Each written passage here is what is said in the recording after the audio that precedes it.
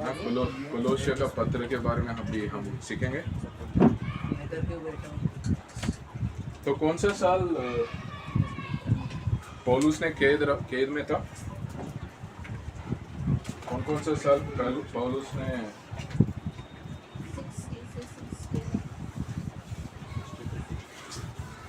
60 से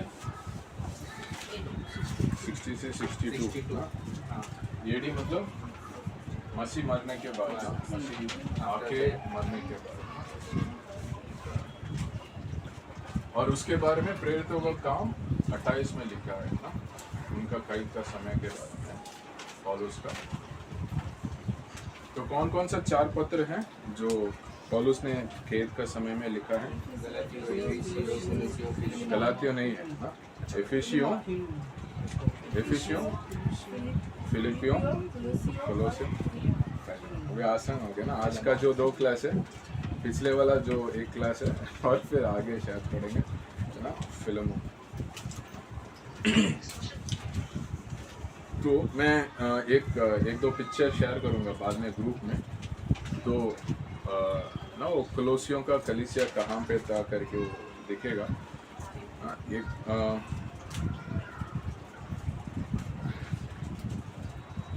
ना कोलोसियों का कलीसिया आज का टर्की ना, आज जहाँ पे टर्की है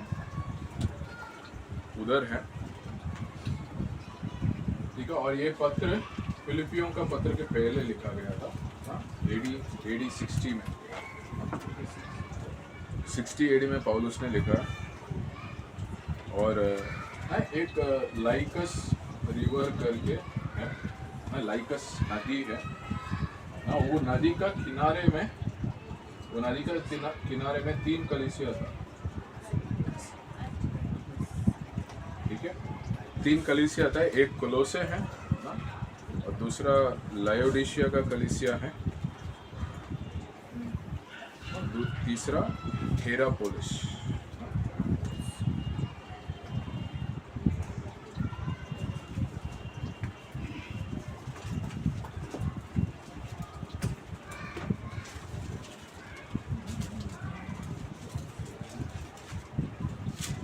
लायोडिशिया कलीसिया के बारे में कोलोसियों 2:1 में दिया हुआ है।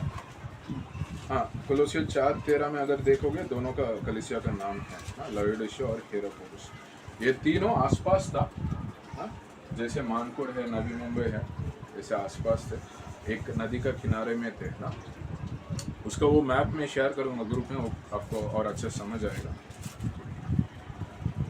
तो गलातियों में क्या तकलीफ था आपको याद है? गलातियों में क्या तकलीफ चल रहा था, क्या था?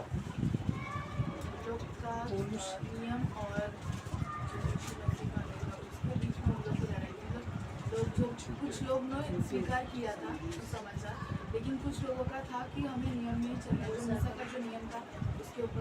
कैसे आया वो? कैसे कुछ लोग ऐसे सोचने लगे?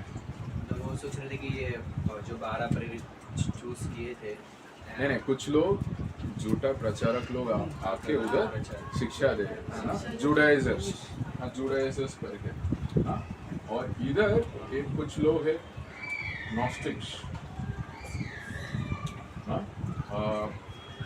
एक्चुअली ये एक नाम है जुडाइक नॉस्टिक हेरेसी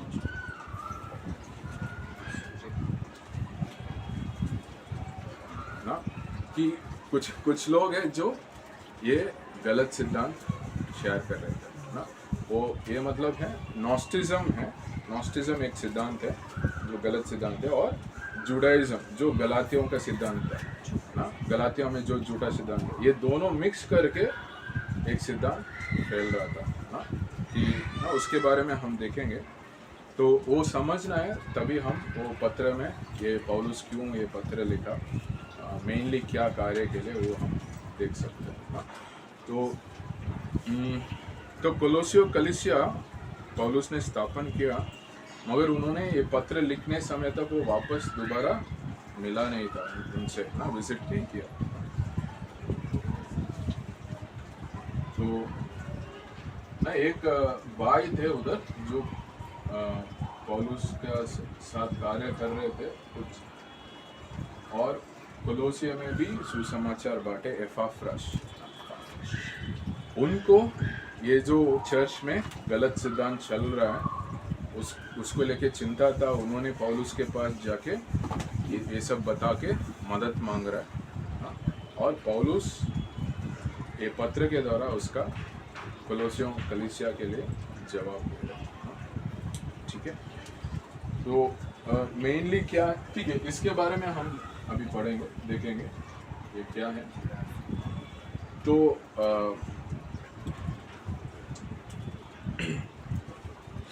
तो ये लोग क्या समझ, ये जो शब्द है नॉस्टिक, ग्रीक में या यूनानी में ये शब्द से आया है, नॉसिस, GNOSIS, नॉसिस।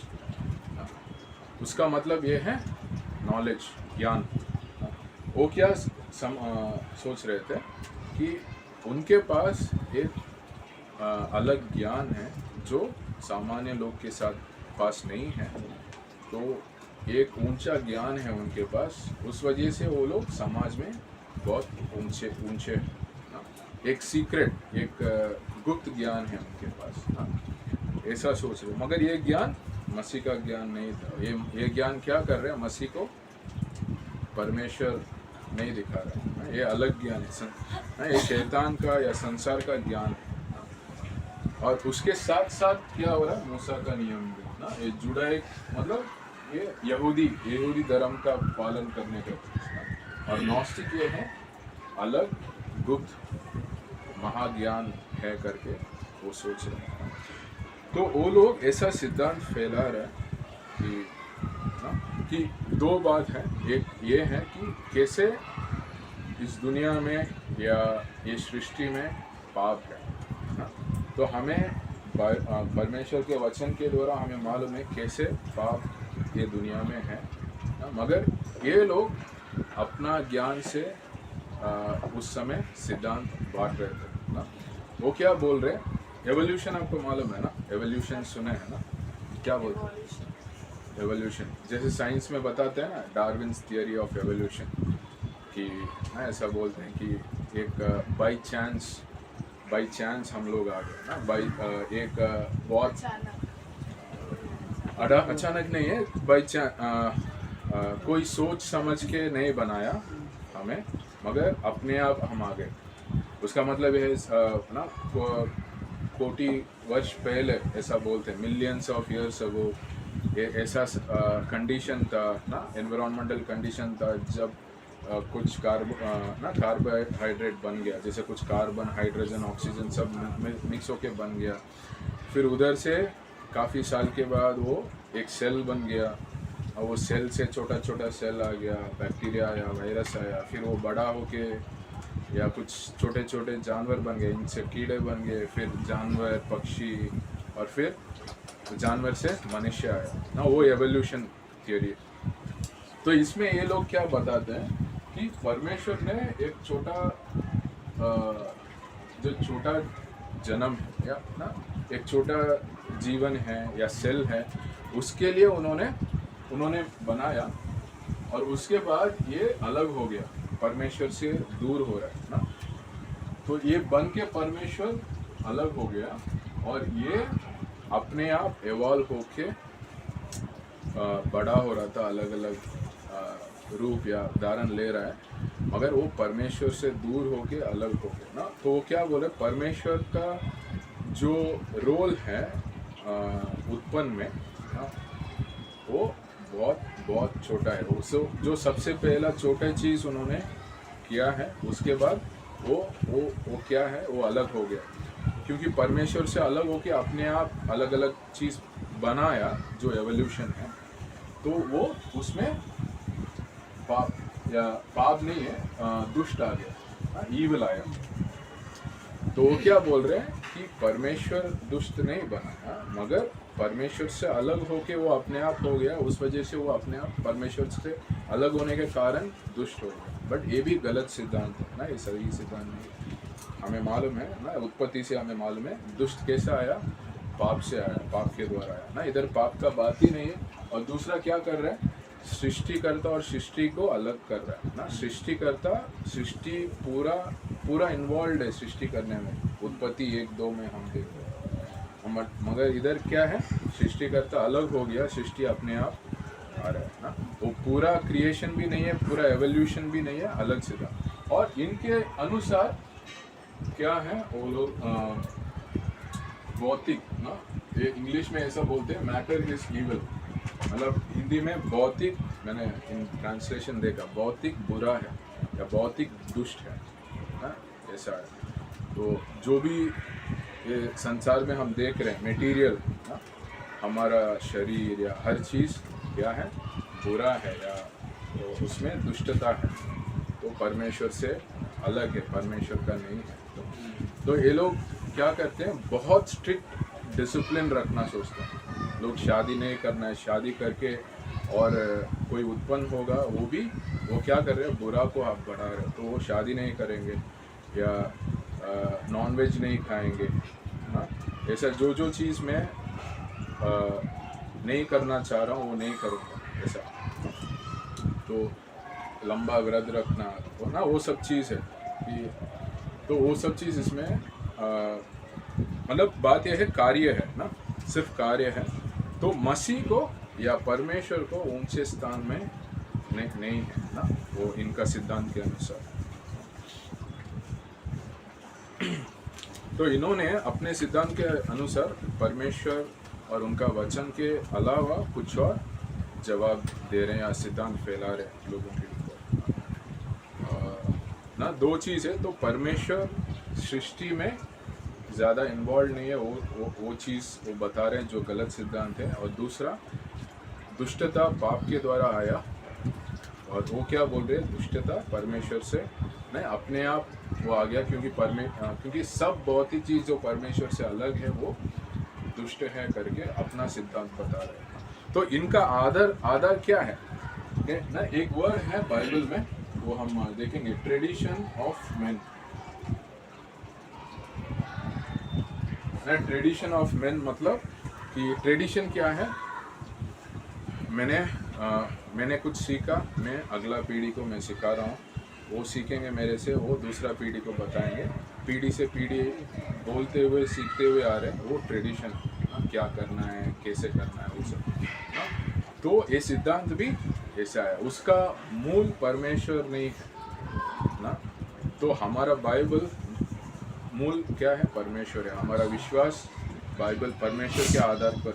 मगर जो ये सिद्धांत है, ये गलत सिद्धांत है ना, मनुष्य का सोच, मनुष्य का सिद्धांत से, परमेश्वर का आधार पर। ये बहुत ना, ये अच्छा डिफरेंस है हमें सीखने के लिए कि जो सही है, जो गलत है ना। क्यों ये झूठा है, क्योंकि ये मनुष्य का सोच या ट्रेडिशन के द्वारा आया है, उसका मूल से आ रहा है। ठीक है, अभी आगे देखेंगे कोलोसियो 1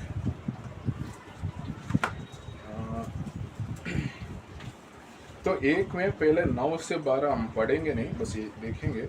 उसमें पौलुस का प्रार्थना है, तो वो प्रार्थना कर रहा है कि लोगों का आत्मिक परिपक्वता के लिए, ताकि वो परख पाए ना, वो ये झूठे सिद्धांत और झूठा प्रचारक है उसको, और जो मसीह का आधार पर जो वचन के ऊपर सिद्धांत है ना, उसको परख पाए।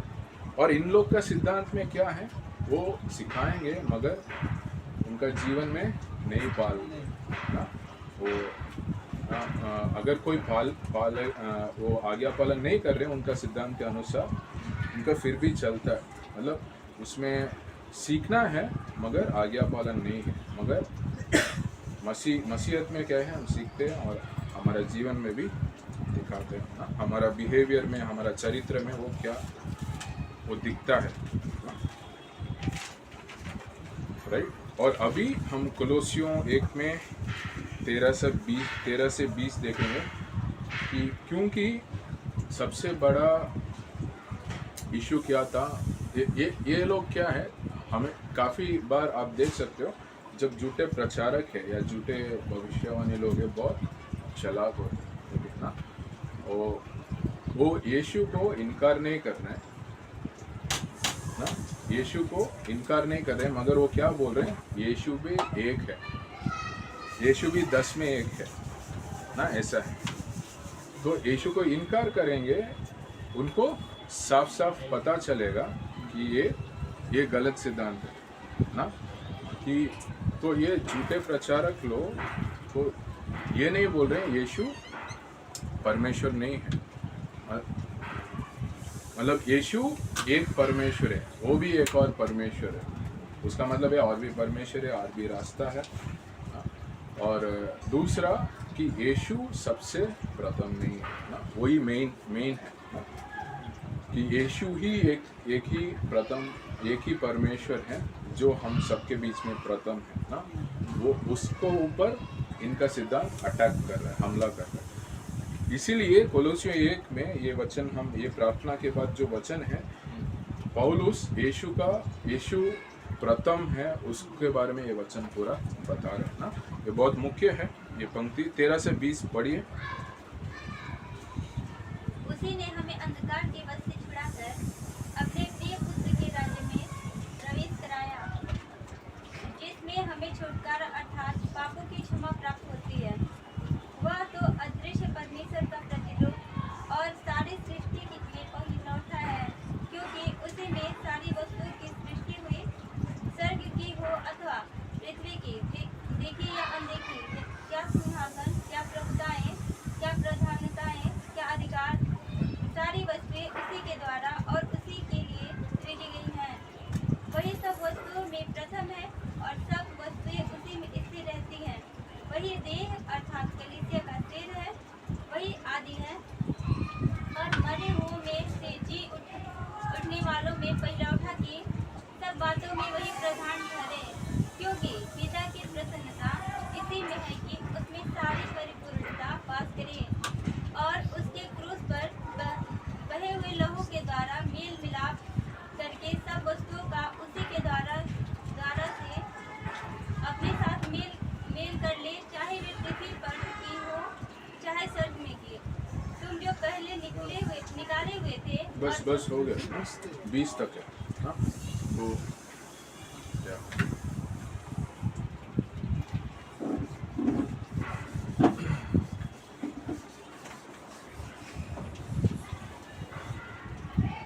ये थोड़ा बहुत इंग्लिश शब्द भी मैं बताता हूँ ताकि आप तो अच्छा है, आपको सीखने के लिए। एक प्रोमिनेंस है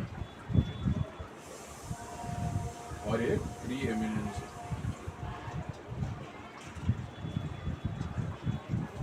ना।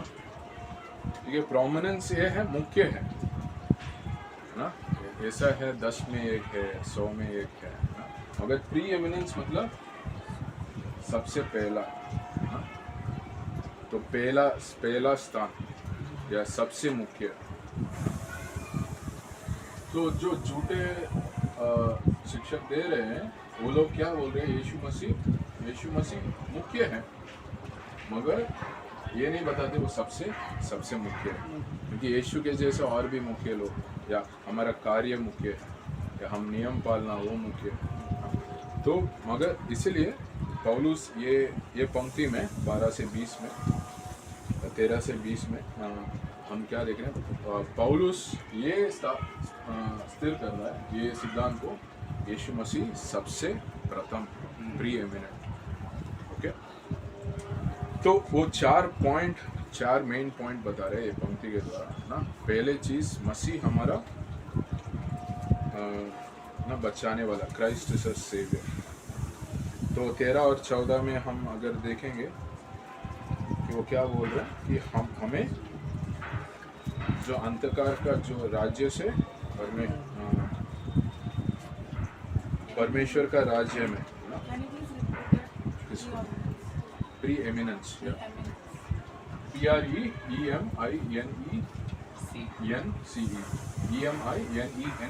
ना। तो उसका मतलब ये है कि सबसे प्रथम, सबसे ऊंचा, मतलब उनके वही पहला है कि जैसे ऐसा लोग बोलते हैं ना जी ना। अभी यीशु मसीह कौन है, कुछ लोग बोल सकते हैं यीशु मसीह अच्छा सिद्धांत बताया या अच्छा आदमी है, यीशु मसीह परमेश्वर भी बोल सकता है। तो मगर कौन है कि जैसे वो आप कुछ ये हेयर कट शॉप में जाओगे, सारे फोटो लगा होता है, उसमें एक यीशु मसीह। हम सब देवता को मानते हैं, सब लोग हमें आशीष करेंगे ना, तो सबका आशीष चाहिए। तो यीशु मसीह क्या हो गया, 10 में 10 का 1 11 हो गया, 11वां 12वां या नहीं, ये 10 में 1 या 100 में 1। तो क्या है, वो प्रथम नहीं रहता कि कोई और परमेश्वर नहीं है, सिर्फ यीशु मसीह ना, सबसे प्रथम ना, तो वही प्री एमिनेंस है। तो 13 और 14 में हम क्या देख रहे हैं, उन्होंने क्या किया, हमें ना ही डिलीवर्ड अस,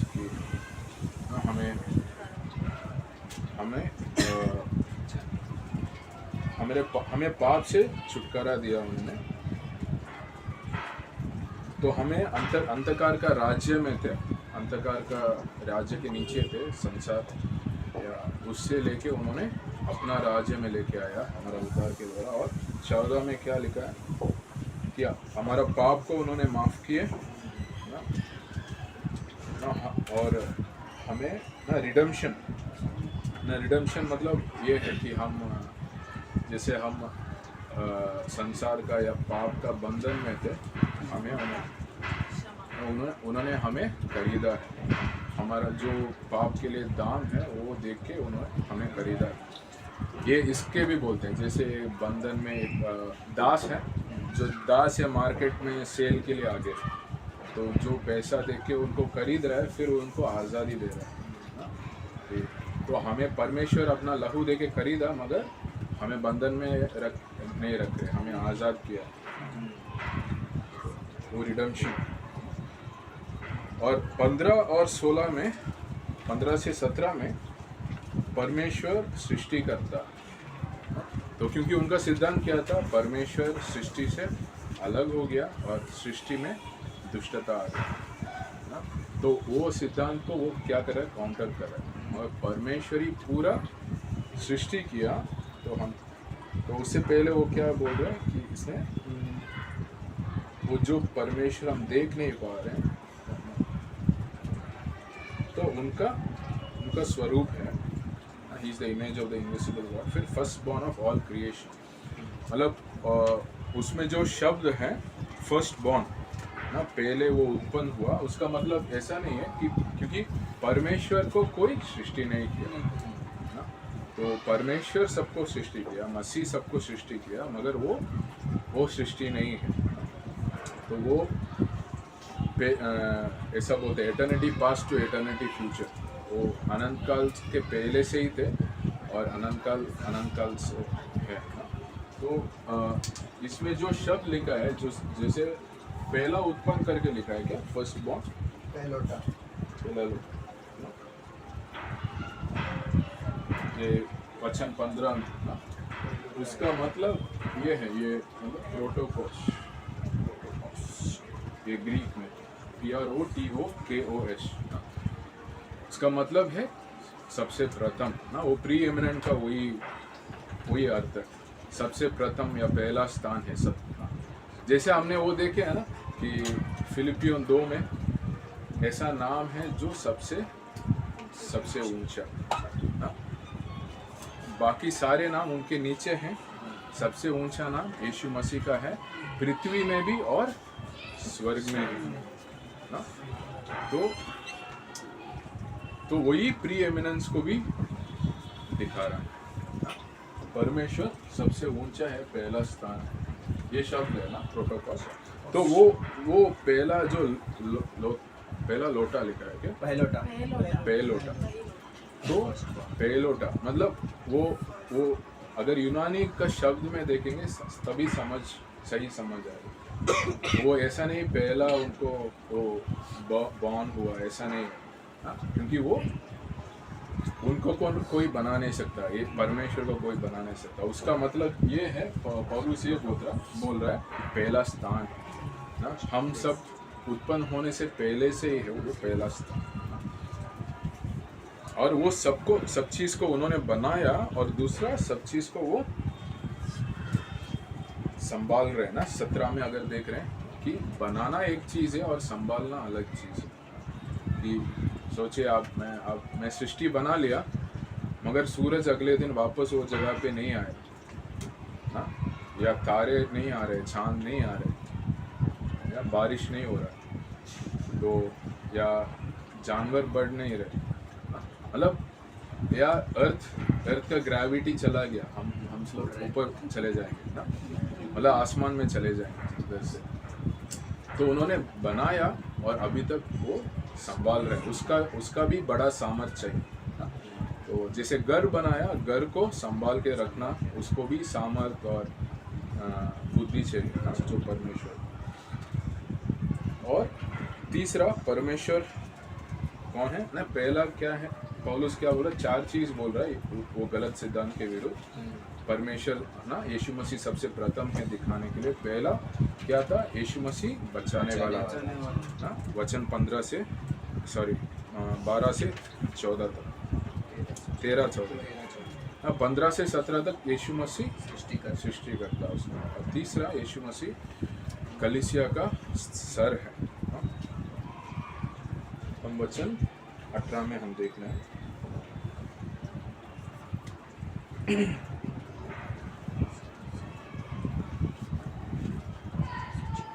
ना, वो यीशु मसीह कलीसिया का सर। जब हम तीसरा ना, यीशु मसीह हम जब विश्वास में आए तो वचन बोलता है हमें परमेश्वर उनका वो निर्णय करते हैं कहाँ पे अपना देह में रखना है ना, और क्या क्या वरदान देना, आत्मिक वरदान देना।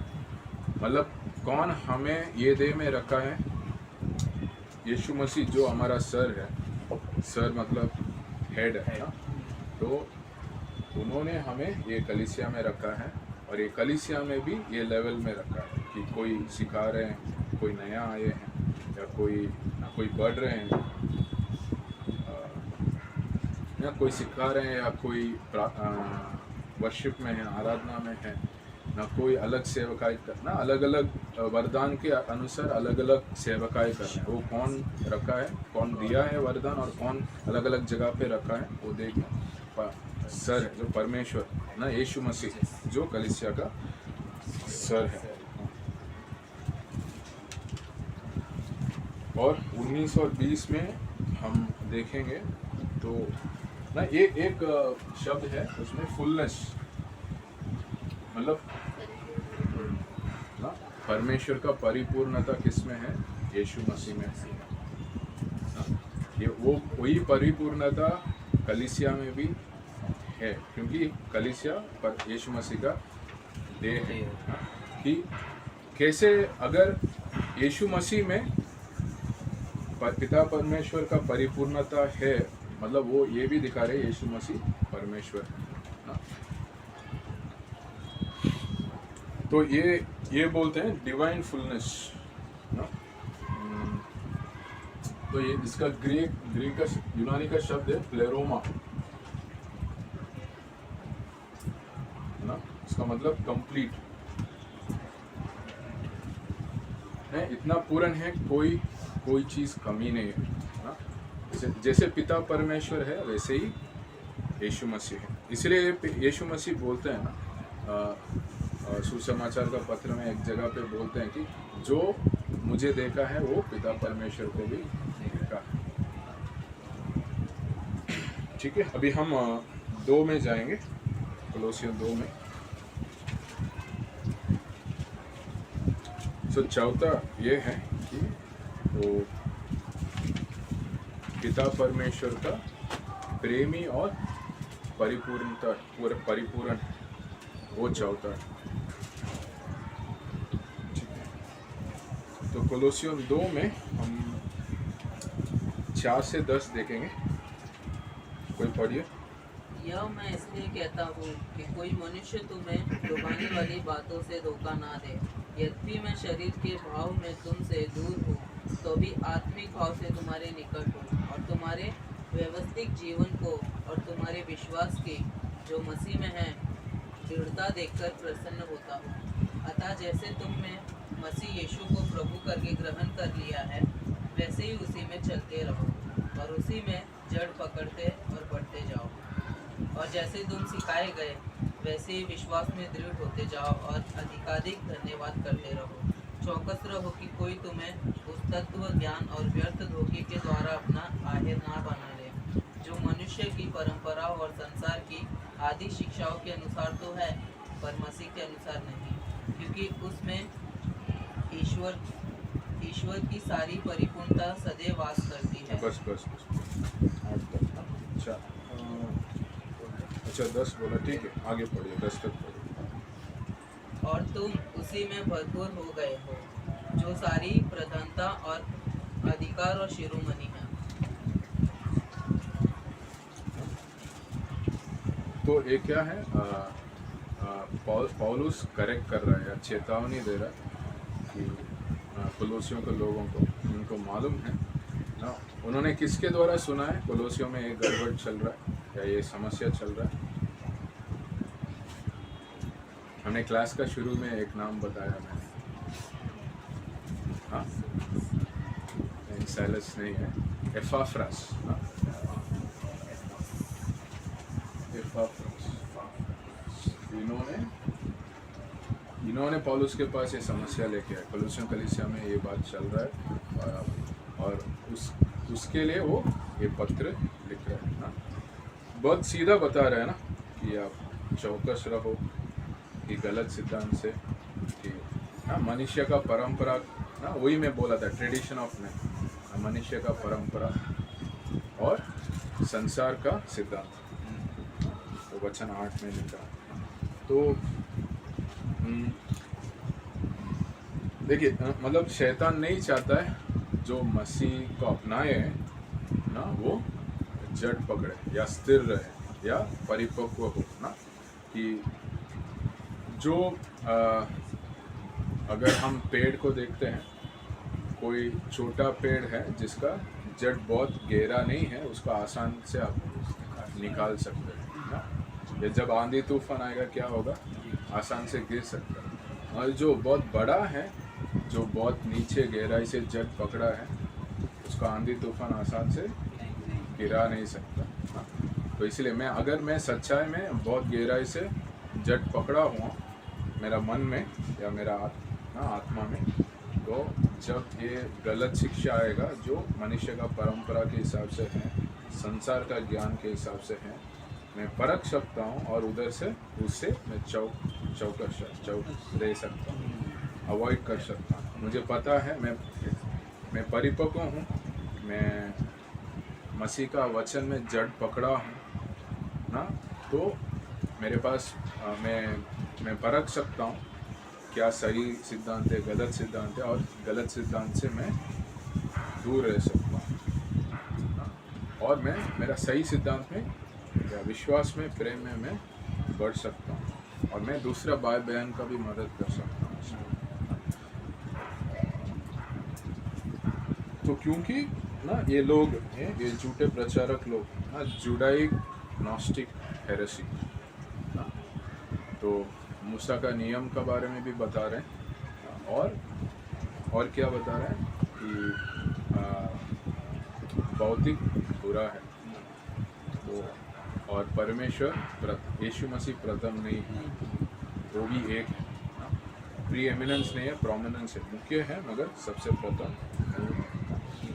तो ऐसा जो अलग सिद्धांत आएगा तो उससे चौकस रहो और अपने आप को बचा के रखो। और फिर 5 में क्या बोल रहा है, 2:5 में, जो मैं उधर नहीं हूँ ना, मैं शरीर में नहीं हूँ मगर आत्मा में हूँ, और मैं ना, कुछ लोग हैं जो स्थिर हैं अपना विश्वास में, उससे वो खुश है। तो 6 और 7 में वही बोल रहा है, आप मसीह में चलते रहो और जड़ पकड़ो ताकि आप स्थिर रह सकते हो आपका विश्वास में। और जैसे हमने पहले सिखाए हैं ना, जब हम वचन सुनते हैं ना कलीसिया में या बाइबल क्लास में ना, क्या होता है, हम क्या हो रहा है, हमारा जड़ बड़ा हो रहा है, या हम हमारा रूट्स बोलते हैं ना, रूट्स क्या हो रहा है, बड़ा हो रहा है और गहराई जा रहा है। और ये पेड़ बड़ा होने के लिए, जड़ नीचे जाने के लिए वक्त लगेगा, लगता है ना, तो पानी चाहिए रोज ना, जैसे ना, और न्यूट्रिएंट्स चाहिए ना, हमें वचन चाहिए, प्रार्थना चाहिए, संगति चाहिए, और समय के साथ मैं रहूँगा, मेरा जड़ नीचे होगा ना, मुझे परखने का, मुझे बुद्धि मिलेगा ना, परमेश्वर के साथ संगति मिलेगा, मुझे परखना आएगा, तो मैं चौकस रह सकता हूँ, क्योंकि ये होने वाला है। ऐसा नहीं है कि हर कलीसिया में कोई संसार का संदेश आएगा, क्योंकि शैतान हमला करेगा ना, हर कलीसिया में, क्योंकि कोलोसिया में हुआ है, या फिर गलातियों में हुआ है, और भी कलीसिया में हुआ है, और इधर भी इंडिया में भी कलीसिया में होगा, अमेरिका में भी कलीसिया, हर जगह जहाँ पे परमेश्वर का कार्य चल रहा है उधर शैतान ये जैसे टूल है ना, टूल बोलते हैं, या ये एक वेपन जैसे हथियार जैसे इस्तेमाल करेगा ना, ठीक है। वो ये क्या करेगा, ये धोखा देगा लोगों को ना, ये मनुष्य का परंपरा के द्वारा जो ज्ञान आ रहा है, या सिद्धांत आ रहे हैं, या और संसार का ज्ञान जो आ रहा है, वो मनुष्य को धोखा देगा। और कौन जाएगा मालूम है, जो पीछे, जो जिसका जड़ पकड़े नहीं। अब अगर ये इनको भी देखोगे तो, और एक और चीज़ देखिए, जो गलातियों लोग में, गलातियों का कलीसिया के पास जो लोग झूठे प्रचारक आए थे, और इधर भी झूठे प्रचारक आ रहे हैं ना कोलोसिया, वो क्यों, वो बाहर जाके नया विश्वासी नहीं बनाएंगे, वो कहाँ जाएंगे, कलीसिया में ही आएंगे। और आज भी जो कल्ट बोलते हैं, या झूठा संदेश, झूठा सिद्धांत, वो लोग मसीह लोग बोलेंगे, मगर उनके पास सिद्धांत झूठा हो, वो बाहर जाके आउटरीच नहीं करेंगे, या सुसमाचार नहीं बांटेंगे, नया लोग के पास नहीं जाएंगे, जो मसीह को मालूम नहीं, जो मसीह को जानते हैं और वचन में स्थिर नहीं है, उनके पीछे जाएंगे, उनको सही रास्ता से निकालने के लिए। क्यों? शैतान उनके द्वारा कार्य कर रहा है। कुछ लोग को समझ होगा, कुछ लोग को समझ नहीं होगा, वो कार्य उनके द्वारा हो रहा है, तो मगर ऐसा है। अभी तीसरा चैप्टर में जाएंगे। अच्छा, एक और सिद्धांत है इधर 13 से 15।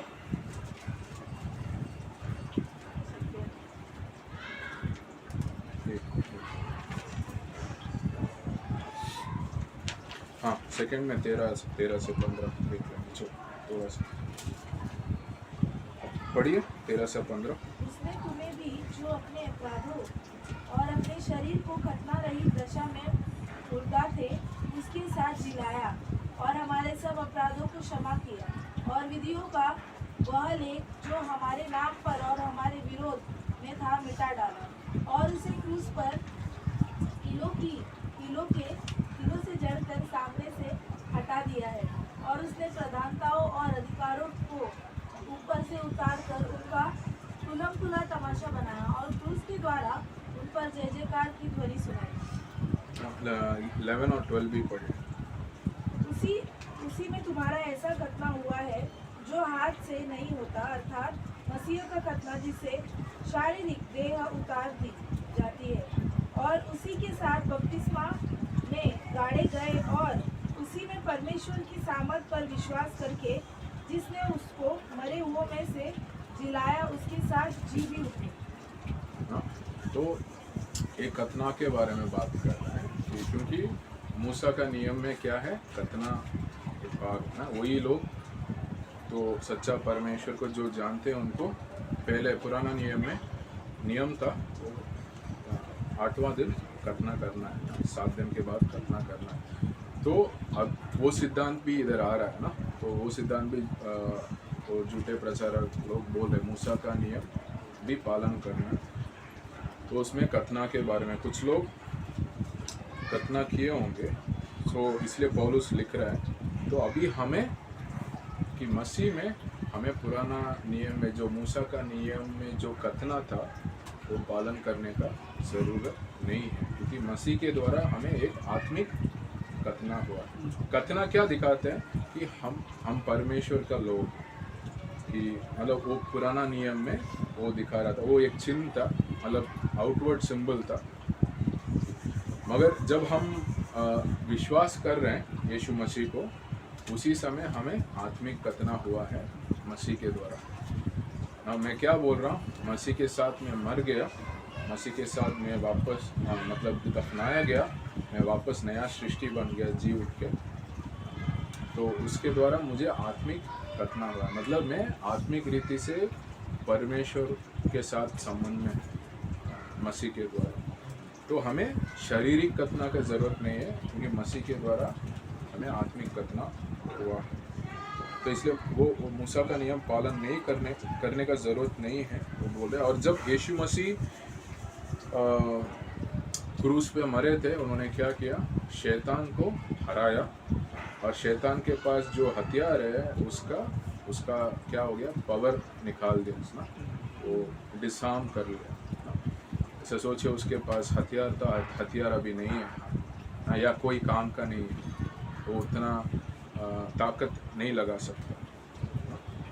और शैतान को क्या लगा, शायद वो जीत रहा है, मगर यीशु मसीह मर के वापस जी उठने के द्वारा शैतान को हरा के ना, वो खुल्लम खुल्ला तमाशा किया। कौन कौन देख रहा है ना, यीशु मसीह ना, मतलब स्वर्ग में जो लोग ना, तो परमेश्वर को मालूम है, फिर स्वर्गदूत हैं, दुष्टात्मा है ना, जो देख रहा है कि वो देख रहा है कि सच्चाई जीत गया। यीशु मसीह शैतान को, जो उनका लीडर है, दुष्टात्मा का लीडर है, उनको हरा दिया। और वो हम अभी जान रहे हैं और विश्वास कर रहे हैं, तो एक बहुत बड़ा जीत किया। तो ये मूसा का नियम है जो कतना है, उसके विरुद्ध पौलुस ने लिख रहा है। अभी 3 में जाएंगे, ठीक है।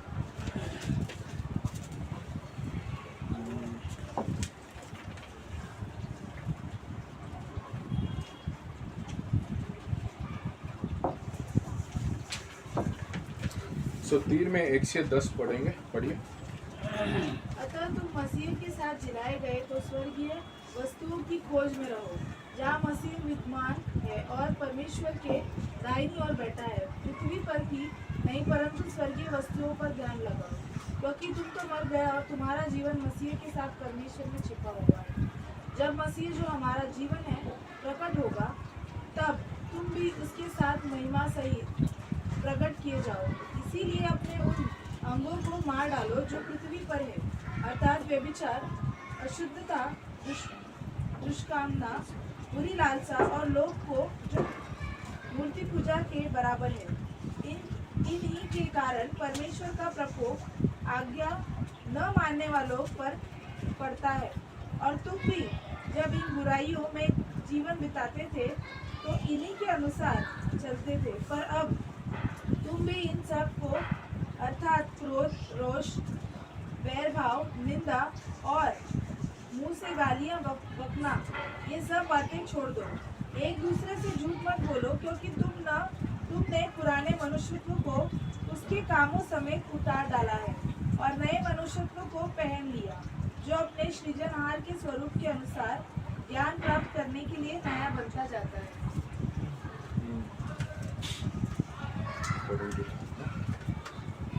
तो पौलुस क्या बता रहा है, क्योंकि हमें मसीह के साथ वापस जी उठा ना, तो अभी हमारा ना, हम नया सृष्टि है, हम नया जीवन ना, सेकेंड बर्थ बोलते हैं, दूसरा जन्म। हमारा पहला जन्म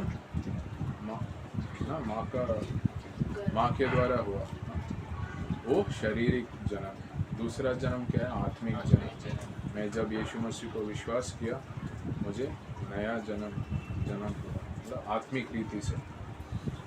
तो अभी क्योंकि मेरा आत्मिक रीति से दोबारा जन्म हुआ है, अभी मेरा सोच या मेरा चाल चलन, मेरा चरित्र, ये आत्मिक जन्म के अनुसार होना चाहिए ना, कि मैं संसार का चीज़ का पीछे नहीं हूँ। मेरा मन या मेरा सोच परमेश्वर का चीज़ के ऊपर ना, मैं सच्चाई, समाधान, खुशी, पवित्रता, ये चीज़ के बारे में सोच रहा हूँ या उसके पीछे जा रहा हूँ। ये संसार का धन दौलत या वो चीज़ के पीछे है जो संसार में ऊंचा है। हाँ? संसार में ये पूछते हैं कि आपका जब आप रेज्यूम देते हो कि काम के लिए तो आप कितना सच्चाई है, आप कितना नम्र है ना, वो कम परखते हैं, उनको वो उतना वैल्यू नहीं। वो ये पूछते हैं कितना काम करते हो, कितना घंटे काम कर सकते हो, बिना छुट्टी लेके काम कर सकते हैं क्या पूरा साल। हाँ, ऐसा तो तुरंत ले सकते मतलब उनका जो फ़ायदा है वो सांसारिक रीति पे है ना। इनसे हमारा कंपनी में कितना फ़ायदा है, इनसे हमारा कंपनी में और कितना पैसा बना सकता है ना, वही है। आप झूठ बोलो क्या बोलो, हमें कोई फ़र्क नहीं पड़ा। आपका पर्सनल लाइफ कैसे है, आपका चरित्र कैसे है, हमें फ़र्क नहीं पड़ता। हमारा काम हमारा मन, मगर मसीह क्या देखता है, मसीह हमारा हृदय को देखता है। तो अगर मैं अच्छा परफॉर्म नहीं किया चलेगा, मतलब हाँ, मगर मेरा चरित्र मुख्य है। तो मेरा ना मत्ती 6:33 ना 23 भी बोल 33 क्या बोल रहे हैं, seek the kingdom of God, परमेश्वर का राज्य को खोज करो, बाकी चीज़ परमेश्वर आपको देंगे ना। तो ना हमारा ज़रूरत क्या है उनको मालूम है। काफ़ी बार ऐसा हो सकता है ना, हमने कार्नल बिलीवर के बारे में देखा था ना, कुरिन्थियों में 2 कुरिन्थियों या 1 कुरिन्थियों में देखे थे, 1 कुरिन्थियों में। कार्नल बिलीवर क्या करता है कि वो दूसरा जन्म हुआ है मगर संसारिक है, उनका मन कहाँ है, स्वर्गीय चीज़ में नहीं है, पृथ्वी का चीज़ में। वैसा रह सकता हाँ, मैं भी रहता। बाइबल स्टडी है नहीं ना, बाइबल स्टडी संडे सुबह आऊँगा भाई, संडे सुबह या संडे शाम। संडे में चर्च अटेंड करूँगा, बाकी दिन में ऐश करना है ना, मैं IPL मैच जाना है, फ्रेंड के साथ घूमना है, वो सब मुझे मुख्य है हाँ। मुझे एंजॉय करना है हाँ, बाकी चीज़ करना है। तो सिर्फ संडे के लिए मैं परमेश्वर को दिया हूँ, बाकी समय मेरा समय हाँ, मुझे जो करना है वैसे करना है हाँ। तो मैं सुनूंगा मगर वो अपनाऊंगा नहीं, मैं सुन के वो ज्ञान जैसे रख लूँगा मैं मेरा जीवन में ला। और ये कितना महत्व है वो नहीं समझूंगा हाँ। कि जैसे पौलुस क्या बोला, जो मसीह को ज्ञान, मसीह को जानना, मसीह को धार्मिकता और मसीह के साथ जो संगति है, ये बहुत बड़ा चीज़ मुझे मिला है ना। कुछ चीज़ खोया है जो कचरा जैसे है, मगर संसार का चीज़ वो क्या देख रहा था, कचरा देख रहा था। तो क्योंकि उसका मन कहाँ था, स्वर्गीय चीज़ में था। तो वही ये पंक्ति में भी हम देख रहे हैं। और वचन 3 में हम क्या, हमारा जीवन कहाँ पे छुपा हुआ है, ये मसीह में छुपा हुआ है हाँ। मतलब हम मसीह क्योंकि वो अनंत काल है और मसीह परमेश्वर है कि हम हमेशा सुरक्षित है मसीह के ना। और हम हमेशा हम संतुष्ट रह सकते हैं। हो सकता है संसारिक रीति में या शारीरिक रीति में कोई कुछ चीज़ कमी हो सकता है हमें हाँ, मगर आत्मिक रीति में तो हमें पूर्ण है ना, हम परिपूर्ण हैं और हम असुरक्षित नहीं है या असंतुष्ट नहीं है। हम संतुष्ट और सुरक्षित हैं क्योंकि हम मसीह में हैं।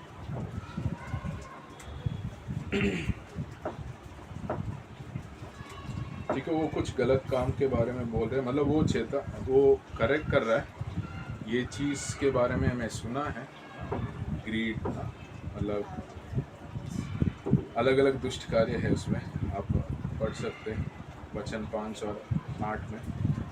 तो वो नहीं करने के लिए, वो ना रहने के लिए, वो नहीं करने के लिए बोल रहे हैं। अगर मैं स्वर्गीय चीज़ को सोचूंगा और मसीह में रहूँगा, मसीह में जड़ पकड़ के स्थिर रहूँगा, ये चीज़ हाँ मेरा जीवन में नहीं आएगा या नहीं निकलेगा।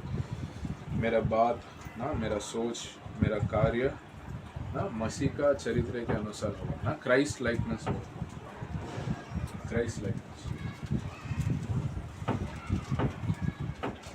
ना। इसी के तरफ हम मतलब मैं विश्वास में परिपक्व हुआ, मतलब मैं मसीह के जैसे बन रहा हूँ ना। इसी के पीछे हम चल रहे हैं हाँ, मसीह के जैसे होना हम ना वचन मुझे मसीह के जैसे बनाता है ना, प्रार्थना संगति सब मुझे मदद करता है विश्वास में परिपक्व होने के लिए, मतलब आत्मिक रीति में परिपक्व होने के लिए और मसीह जैसे बनने के लिए, ठीक है। और 18 से 25 तक अगर देखेंगे अब हम एफिशियो ना 5 में 4 और 5 में हम देखने जैसे कुछ प्रैक्टिकल पॉइंट्स है ना, हस्बैंड्स के लिए, पति पत्नी और उनका मास्टर्स जो बॉस है, दास और उनका ऊपर जो बॉस है उन लोग के लिए ना, उसमें हम नहीं जाएंगे। अंत में अभी 4 में देखेंगे, 4 में 2 से 6 पढ़ेंगे फिर ख़त्म करेंगे। प्रार्थना में लगे रहो और धन्यवाद के साथ उसमें जागरूक रहो, और इसके साथ ही साथ हमारे लिए भी प्रार्थना करते रहो कि परमेश्वर हमारे लिए वचन सुनाने का ऐसा द्वार खोल दे कि हम मसीह के उस भेद का वर्णन कर सके जिसके कारण मैं कैद में हूँ, और उसे ऐसा प्रकट करूँ जैसा मुझे करना उचित है। अवसर को बहुमूल्य समझकर बाहर वालों के साथ बुद्धिमानी से व्यवहार करो। तुम्हारा वचन सदा अनुग्रह सहित और सलोना हो कि तुम्हें हर मनुष्य को उचित रीति से उत्तर देना आ जाए। हाँ, और 2 और 3 में प्रार्थना के बारे में हम देख पा रहे हैं। आप समय निकालो, प्रार्थना करो और ना अलर्ट रहो। तो हम सावधान रहना है। जैसे वॉचमैन है वो देखता रहता है ना, अच्छा वॉचमैन क्या करेगा, देखता रहेगा, सावधान रहेगा। कोई आ रहा है जो इधर ये घर पे नहीं रह रहे, तो फिर उससे पूछूंगा क्यों आ रहा है। तो हम सावधान रहना है कि प्रार्थना करते हुए, मतलब हम सावधान क्यों रह रहे, कलीसिया में क्या आ रहा है ना, कलीसिया में कोई गलत सिद्धांत आ रहा है, कोई या गलत एटीट्यूड आ रहा है ना, और या मेरा व्यक्तिगत जीवन में भी मेरा मन में ना मनुष्य का परंपरा के सोच आ रहा है या संसार का सोच आ रहा है। मैं सावधान रहना और प्रार्थना पूर्वक, प्रार्थना मुझे मदद करा। और पौलुस भी आप उनके लिए प्रार्थना पूछ रहे हैं। जो ना ये वचन में 3रा वचन में हम देख सकते हो, ये लिखने समय कैद में वो लिखा है। तो मैं जब कैद में, जिसके कारण कैद में हूँ, सुसमाचार बांटने के लिए। और वो क्या बोल रहे हैं, प्रार्थना करो ताकि हमें एक दरवाज़ा वचन प्रचार करने के लिए खुले हो ना। कुछ एरियाज बंद रहेगा कि कुछ जगह पे मैं वचन बांट रहा हूँ, उधर सताव है, लोग सुन नहीं रहे हैं, प्रार्थना करना है। वो एरियाज के लिए क्या होगा, परमेश्वर द्वार खुलेंगे। तो एक समय था जो सोवियत यूनियन था, सोवियत यूनियन बहुत बड़ा था, रशिया के साथ और भी देशों था, वो बहुत स्ट्रांग था। सुसमाचार बाइबल से कुछ भी नहीं लेके जा सकते। बाइबल आपके पास है, आपको सीधा फांसी। बट सोवियत यूनियन एक समय में गिर गया, काफ़ी देश बाहर आ गए, तब वो लोग खुला था। फिर ना काफ़ी परमेश्वर का सेवक लोग अंदर गए सुसमाचार लेके प्रचार करने के लिए ना। तो क्यों, प्रार्थना की वजह से ना। प्रार्थना की वजह से जो चीज़ बंद है, आज भी काफ़ी इस्लाम का देश ना या नॉर्थ कोरिया ऐसे बंद है गॉस्पेल के लिए, सुसमाचार ना। क्या चाहिए, प्रार्थना चाहिए, वो द्वार दरवाज़ा खोल सकते हैं। तो 5 और 6 में अगर हम देखेंगे कि हम ना हमारा जीवन या चाल चलन ना बुद्धि के साथ होना चाहिए, समय को बहुमूल्य समझ के पहले भी देखे हैं, और जो मौका मिलेगा उसको अच्छा इस्तेमाल करते हुए। तो परमेश्वर हमें मौका देता है, हमें अच्छा इस्तेमाल करना है। किसी को ऐसा मौका मिला कि सुसमाचार किसी को बांट सकते हैं, किसी के लिए प्रार्थना कर सकते हैं उनके लिए, तो आत्मिक रीति में उनको और परमेश्वर के पास लेके आने के लिए मुझे मौका मिल रहा, मैं इस्तेमाल करना है, डरना नहीं। अरे मेरा फ्रेंड को कुछ तकलीफ़ बता रही है मुझे, मैं अगर मैं पूछ सकता हूँ, मैं प्रार्थना करूँ यीशु मसीह के पास, मैं तेरा तकलीफ़ के लिए मदद करें, उसके लिए मैं अगर डरूँगा, वो मौका मैं हो सकता हूँ। वो ये मौका है, वो समस्या में मैं मसीह के बारे में लेके ना, वो भी बुद्धि से कैसे लेके आना है, क्या कैसे बता सकते हैं ना कि अनुग्रह के साथ, प्रेम के साथ, बुद्धि के साथ में वो मौका का मैं इस्तेमाल कर सकता हूँ। ठीक है, इधर ख़त्म करेंगे, प्रार्थना करेंगे। यीशु मसीह हम धन्यवाद करते हैं, धन्यवाद आप सबसे प्रथम हो और हमें हमारा विश्वास में, हमारा मसीह का जीवन में अच्छा स्थिर रहने के लिए आप मदद करिए परमेश्वर। और मानकुट कलीसिया के लिए प्रार्थना करते हैं परमेश्वर, जो नया लोग और परिवार आ रहे हैं उनको आप अगवा कीजिए और मदद करिए उनका विश्वास का जीवन में स्थिर रहने के लिए परमेश्वर। जब कोई गलत सिद्धांत आ रहा है, संसार का सिद्धांत आ रहा है परमेश्वर, आप परखने का बुद्धि दीजिए और ना प्रेम से वो डिसिप्लिन करे या करेक्ट करे परमेश्वर।